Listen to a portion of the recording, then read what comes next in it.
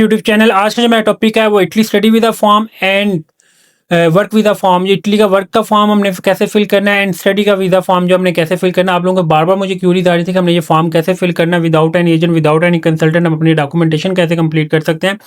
इस वीडियो के अंदर मैं 2 से 3 चीज़ें जो है मैं आप लोगों को ब्रीफली एक्सप्लेन कर देता हूँ। आप लोगों ने अब फॉर्म को अंदर कौन कौन सी चीज़ ऐड करनी है, कौन कौन सी चीज़ नहीं ऐड करनी। Visa form is the main point. अगर आप लोगों का वीज़ा फॉर्म में कोई भी इवन के माइनर सी भी मिस्टेक होती है और उसके बदले में आपकी बैंक स्टेटमेंट जो है 3 से 5 करोड़ की होती है तो आप लोगों का वीज़ा नहीं लगना। ये मैं चीज़ आपको क्लियर कट बता रहा हूँ। ये वर्क वीज़ा वालों को मैं थोड़ा सा चीज़ें गाइड कर दूंगा एंड स्टडी वीज़ा वालों को भी आप लोगों को गाइड कर दूंगा। You will try your self. हमेशा मैंने आप लोगों को कभी नहीं ये कहा कि आप किसी एजेंट या कंसल्टेंट की तरफ जो है जाएं, क्यों ना जाएं। स्टडी वीज़ा वाले जो है अपने करियर जो है किसी के हाथ में ना दें। आप जब केस किसी को प्रोसीड कर देते हो तो इसका मतलब जो आप अपना करियर किसी को प्रोसीड कर दिए। इसमें देखिए फर्स्ट ऑफ ऑल सरनेम, इसको मैं शॉर्ट स्क्रीन करके थोड़ा सा लाइव। अच्छा, सरनेम में क्या होता है कि अपने लास्ट नेम ने मस्ट मैच पासपोर्ट, देन आपने लीव इसको भी ब्लैंक कर देना। इसमें आप लोगों ने सरनेम एट बर्थ ये चीज़ नहीं लिखनी। आप लोग इसमें आप लोग एक माइनर सी मिस्टेक क्या करते हैं, जो आप लोगों का लास्ट नेम होता है वही दोबारा इधर लिख देते हैं। नो, ये आपने चीज़ नहीं करनी, ना स्टडी वालों ने ना वर्क वालों ने। देन आपने जो डेट ऑफ बर्थ आपने लिखनी है वो ये फॉर्मेट आप लोगों ने फॉलो करना। आप लोगों ने डायरेक्ट जो है वो ये फॉर्मेट फॉलो नहीं करना।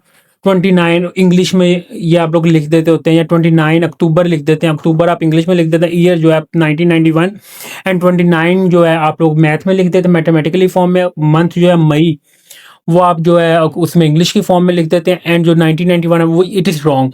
देन मैं बात करूँ city and state of birth. City आप जिस सिटी में पैदा हुआ, स्टेट ऑफ बर्थ पाकिस्तान आएगा, ठीक है। कंट्री ऑफ बर्थ पाकिस्तान आएगा, ठीक है। State of birth sorry Punjab आएगा। पंजाब में हुए हैं, सिंध में हुए हैं, केपी में हुए हैं या बलोचिस्तान में हुए हैं, आपने अपनी स्टेट लिखनी है कि आप किस स्टेट से है।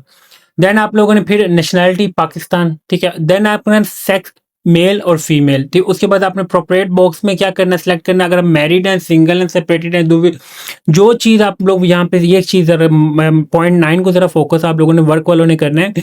देखिए अगर आपका कोई जो भी स्टेटस, आप मैरिड हैं, सेपरेटेड हैं, डिवोर्स हैं, आपके पास वो डॉक्यूमेंट भी होना चाहिए। अगर सिंगल है देन नो प्रॉब्लम। अगर आप मैरिड को सिलेक्ट कर रहे हैं, अपने होम कंट्री टाइज आप एम्बेसी को शो करवा रहे हैं कि मेरे टाइज स्ट्रॉन्ग है, तो आप लोगों ने अपना MRC लाजमी अपने साथ अटैच भी करना है। देन इसको अपने लीव ब्लैंक कर देना, इसको भी लीव ब्लैंक कर देना। Then select ordinary passport. एक ये स्टडी स्टूडेंट का मैंने एक लड़की थी रबिया, उसने अपना जो पासपोर्ट है उसको डिप्लोमेटिक सेलेक्ट किया हुआ था। लेकिन डिप्लोमेटिक मुझे या आप लोगों को इशू नहीं होता। डिप्लोमेटिक होता है ऑफिशियल को। ऑफिशियल कौन होते हैं, जो गवर्नमेंट में होते हैं या मिनिस्ट्री ऑफ इंटीरियर में होते हैं या एम्बेसी के बंदे होते हैं या जो मिनिस्टर होते हैं, इनको मिलते हैं डिप्लोमेटिक पासपोर्ट। हमें जो होता है वो हमारा ग्रीन पासपोर्ट होता है सिविलियन का। ये चीज़ आप लोगों ने मद्देनजर रखनी, यू वर्क वालों ने भी और स्टडी वालों ने भी। देन आप लोगों ने passport date issue, date of expiration, country of issue, ये सिंपल सी चीज़ है। देन आप लोगों ने permanent address and email address, make sure ये अपने permanent address and email address, email भी आप लोगों ने वो एंटर करनी जो आपके नेम से होगी एंड एक्टिव होगी। परमानेंट एड्रेस अपने वो करना है जो आप बेशक आप लोगों का आईडी कार्ड वाला ना हो, आपने वो देना जहाँ पे आप रहते हो करंटली। ये नहीं आप लोगों का आईडी कार्ड एड्रेस वाला आप दे दें पर आप लोग वहाँ पे रहते ना हो। उसमें अगर कोई ईमेल या कोई बाय लेटर जाता है आप लोगों को रिसीव नहीं होगा। ये मैं बार बार कह रहा हूँ। Cell phone and home phone number, cell phone आपने वो देना है जो आप जहाँ पे आप लोगों का अगर हम बेसिक कॉन्टेक्ट करें तो आप लोगों का नंबर जो ऑन होना चाहिए, ये नहीं होना चाहिए वहाँ पे सिग्नल नहीं आ रहे।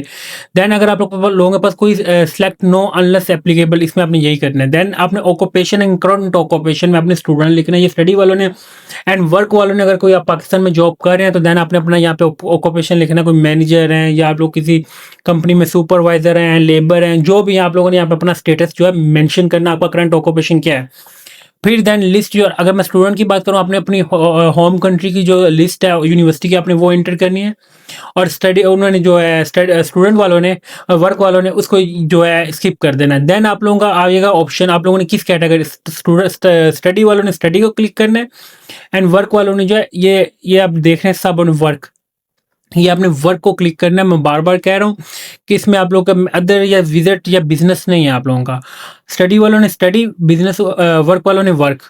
देन आप नीचे आ जाए फॉर्म में, आपने यहाँ पे आप लोग को किस स्टेट में एंट्री हो रहे हैं, आपने वो एंट्री लिखनी है। और आप लोगों की मेन एंट्री इटली ही है, आपने इटली ही रखना। आप इटली से जा रहे हैं, इटली से वापस आ रहे हैं। अगर आप लोगों ने किसी लाइक इटली में इंटर होकर आपने किसी और स्टेट में जाना, then you will enter this second portion 23 point में। आपने जो है मेंशन करना है कि आप किसी और स्टेट से जा रहे हैं। लाइक फर्स्ट स्टेट आपकी जो है पुर्तगाल है, फिर आप इटली जा रहे हैं, वो भी आपने इस चीज़ में जो है मस्ट करना है। दूसरी में अगर बात करूँ स्टडी वालों को और वर्क वालों को, आप लोगों ने you will select always single multiple entry, you will not select single और double entry. Double entry 2 entries का मतलब डबल एंट्री का, क्योंकि मल्टीपल आप लोग, क्योंकि आप लोगों का एक लॉन्ग टर्म वीज़ा होता है। ये सिंगल एंट्री और 2 एंट्रीज का जो वीज़ा होता है वो विजिट या बिजनेस होता है। वर्क का और इटली जो स्टडी का होता है या FRV का होता है, ये मल्टीपल होता है।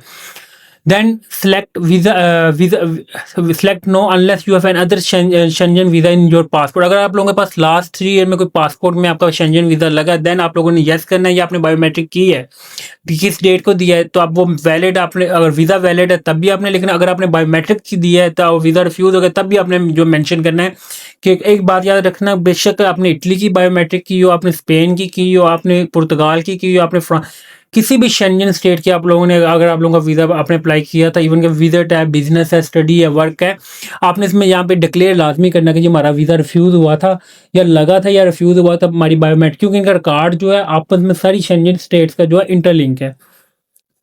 ये बार बार मैं चीज़ इसलिए कहता होता था कि इसलिए यही ही मेरी वजह होती थी आप लोगों को बार बार कहने की। क्यों कि आप लोगों का जब एक जगह इटली से आप लोगों का आपका वीज़ा रिफ्यूज़ हो गया, तो इसका मतलब ये आप लोगों के लिए अदर कंट्रीज़ में शेंजन स्टेट्स में एंट्री जो आप लोगों के लिए बहुत डिफिकल्ट हो जाएगी एज़ कम्पेयर टू करंटली। एक बंदे का फ्रेश पासपोर्ट पे अगर शेंजन का वीज़ा लग जाए तो वेल एंड गुड, अदरवाइज फिर आप लोगों के लिए बड़े मसले जो है आप लोग नेक्स्ट फ्यूचर में फेस करेंगे। कुछ कहते हैं स्टूडेंट्स या वर्क वाले, नहीं ऐसा नहीं होता, उनको इन फ्यूचर जो है आप लोग खुद भी देखेंगे। एंड वर्क वालों को मैं थोड़ा सा ये बता दूंगा, पहले मुझे कोई 10 से 15 बंदे ऐसे तो दें जिनकी आंखों देखे आपने वीज़े लगे हैं, ठीक है। और स्टडी वीज़ा वाले जो हैं वो भी मुझे दें, जो करंटली वो कह रहे हैं बड़े हम कर रहे हैं, तो वो अपनी आंखों से बताएं कि उन्होंने कितने देखे। आप लोग एक ग्रुप को फॉलो कर रहे हैं, फेसबुक को या अदर ग्रुप को, आप अपने वो बताएं कि जो करंटली साल नहीं 2024 के में लगे थे, 25 में स्टार्ट में लगे थे, आपने करंटली बात करनी है। You will never discuss in past में चीज़ें बड़ी डिफरेंट थी, प्रेजेंट में कुछ और है, फ्यूचर में कुछ और होनी है। Then refer to dates in packet, must watch flight, must match flight attendee. अच्छा, मेक श्योर आप लोगों ने करना कि अपने जो UIC की ट्रैवल इंश्योरेंस है मिनिमम जो है 1 ईयर की करनी है। 1 ईयर की मतलब आपको 10 से 11 हज़ार रुपये की जो है आप UIC की ऑफिशियल वेबसाइट से जाके आप लोग खुद कर सकते हैं। उसमें भी आप लोगों को किसी एजेंट की ज़रूरत नहीं है। आप लोग कतर एयरवेज से जाके फ्री ऑफ कॉस्ट जो है अपनी टिकट रिजर्वेशन कर सकते हैं। आप होटल बुकिंग अगर आप लोगों को रिक्वायर्ड है पर होती नहीं है तो वो एक्सपीडिया से कर सकते हैं। ये जो लीव ब्लैंक है, यहाँ पे आप स्टडी वालों ने लीव ब्लैंक कर देना है, ये भी लीव ब्लैंक कर देना। देन आप लोगों को जो बुला रही है, ऑर्गेनाइजेशन बुला रही है, यूनिवर्सिटी बुला रही है, आपने यूनिवर्सिटी का नेम और एड्रेस, यहाँ पे फ़ोन नंबर, अगर आप लोगों को, और वर्क वालों ने जहाँ पे जो बंदा आप लोगों को बुला रहा है आपने उसका नेम, एड्रेस और फ़ोन नंबर। देन मैं अगर बात करूँ यहाँ पे, फिर आपने कंपनी का नेम, ईमेल और एड्रेस लिखना है। और ये सिंपल आप लोगों को कंपनी स्पॉन्सर नहीं कर रही, ठीक है। आपने यहाँ पे सिर्फ अपनी यूनिवर्सिटी का नेम लिखना है और अकोमोडेशन वो प्रोवाइड करिए, बाकी चीज़ें जो आप लोग खुद अफोर्ड कर रहे हैं ये चीज़ें करके यहाँ पे एट द एंड जाके आप लोगों ने अपने सिग्नेचर और डेट और साइन कर दें। ये सिंपल सा फॉर्म है वर्क का भी एंड उसका स्टडी का भी। मैं किसी भी कंट्री का वीज़ा ऐसा मुश्किल डिफ़िकल्ट नहीं है जो आप लोग खुद नहीं कर सकते। मेरे आप लोगों को समझाने का मकसद ये होता है कि टेक्निकल फॉर्म जो है, चीज़ें जो है टेक्निकली चीज़ें जो होती है मैं आप लोगों को इन्फॉर्म कर दे, तो बस इसको यूज़ करना है इसको। अच्छा, कवर लेटर आप लोगों का बी प्रोफेशनली होना चाहिए। मैं इटली वालों को भी तो उसका स्टडी का भी कह रहा हूँ, वर्क का भी कह रहा हूँ। Plan file, make sure your file must be professional, otherwise your visa has been refused even your bank statement is 10 crore 10 crore मैं बात कर रहा हूँ कि लाइक 10 मिलियन हो, 20 मिलियन हो, 100 मिलियन हो, आपका वीज़ा रिफ्यूज़ होगा अगर आप लोगों का केस जो है बी प्रोफेशनल ना फीलिंग हुआ। और कोशिश करनी है चीज़ों को बेशक एक दिन छोड़ के 10 दिन लगाएं, पर मेक श्योर कि बी प्रोफेशनल करें। Thank you for watching leadership take YouTube channel को सब्सक्राइब लाजमी करें ताकि डेली बेसिस पर जो आपको other Italy and other countries की जो मैं आपको लेटेस्ट अपडेट प्रोवाइड करता हूँ। थैंक यू फॉर वॉचिंग, अल्लाह हाफिज़।